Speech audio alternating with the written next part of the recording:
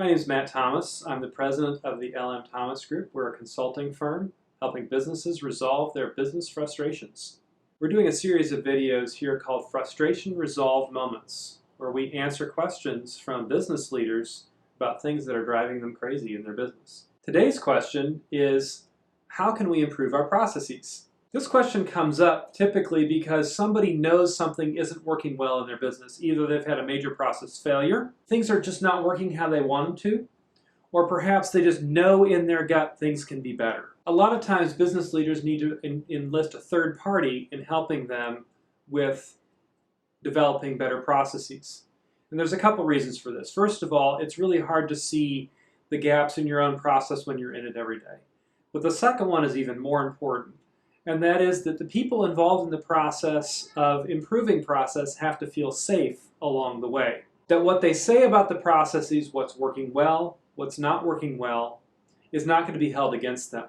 We found that staff and contractors and even leaders tend to be more open, and that implementation goes a lot better when the third party is involved rather than when people are talking to their supervisors, the executive team, or even an internal consultant from another part of the company. Improving that process is something we call a process audit, and this process audit has three phases. The first we call the evaluation phase, so we look at your current documentation of your processes, even if they're out of date or piecemeal. We interview the key staff involved in the processes to make sure that we understand what they're doing in reality versus what's on paper, and then we create a report where we map out the current process, and we also list the things that people have told us that are working really well and the things that are not working well at all.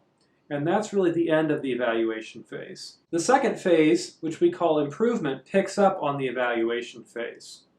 And that is where we start to work collaboratively with the leadership team to determine the best places for process improvement, where we craft an implementation plan as to what we're going to do to move to that new place, and we craft a process map as to what the new state of affairs is supposed to look like. The process audit, of course, then finishes with actually implementing the implementation plan. Sometimes it's retraining people, other times it's major restructuring. And sometimes that's something that we're involved in if it takes a lot of further detail work.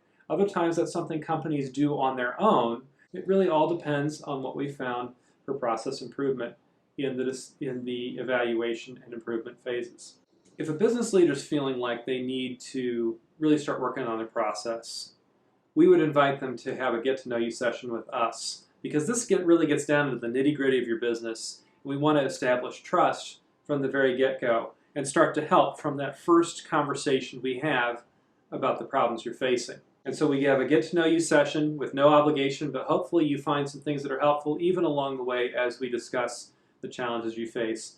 And then we can go from there to craft a scope of work that would work for you for this type of problems you're experiencing.